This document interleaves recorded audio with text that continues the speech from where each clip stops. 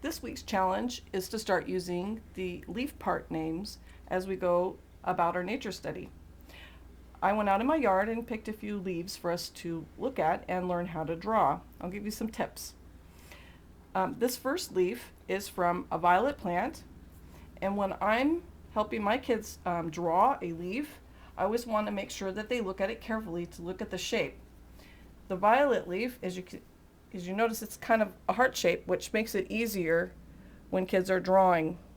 So always when you start your leaf, I like to start with what I used to call the stem, but now I know it's called the petiole. Draw your petiole, and then look at your shape. In this case, it might be easier to draw it this way so that you can get that little heart shape going on. Then draw your midrib, which you can notice here on the leaf. But look at how great of a pattern the veins make with this leaf. It's really pretty. So when you're drawing them, yes, I need to turn it this way. You just want to get the general idea and general shape, because when you go back with your colored pencils, you're going to get a better idea. I'm going to use the Prismacolor watercolor pencil, and you can shade it in. And if you notice, the edge isn't a smooth edge, so you can come back with your pencil and make sure to give it that scalloped edge using your green colored pencil as you go along. So just shade it in.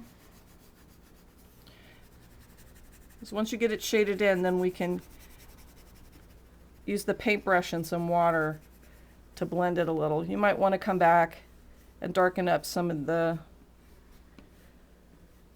veins and also the petiole. Just take your watercolor brush and you get that wonderful watercolor effect. So of course you're going to take more time, get more details. You could even put some more pattern in with the veins.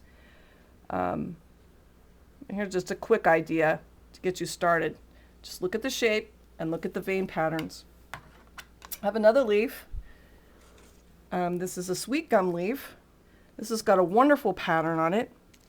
You can see the midrib and the veins, and they call each of these a blade, so you could count the blades before you draw it. If you're having trouble seeing the veins, sometimes it helps to turn the leaf over and look at the veins. This one would be a great candidate for a rubbing. So I'm going to place it under my paper and just use a large crayon, the side of it, take the paper off, and just hold the leaf in place as you rub over. You get that great vein pattern, and it's quick and easy, and especially easy for younger hands that aren't so great at sketching yet. You can do this on a separate sheet of paper. If you don't want to watercolor directly into your nature journal, you can just cut this out and tape it in there and use your labels. The last suggestion I have is to use your flower press that we made a few challenges ago to press some leaves for your nature journal. Take the copier paper, stick each leaf in, try to get it to lay flat, and I have another piece of cardboard over here already cut, and I'm layering it. I did want to show you my flowers from last week. I wasn't sure how they were going to press because they were really thick, but they turned out really nicely. Look at the back of this one. It's got a great pattern where the sepals are on the back of the flower. There's the front. So you can see with just my cardboard and rubber bands what great success I'm having getting these to be pretty flat. Go ahead and try the composite flowers in here, even though they're a little thicker. But if you get them in your press, and you can use several rubber bands, and then make sure to put the whole package under a heavy book. We use our dictionary. So that's it for this challenge. Have fun.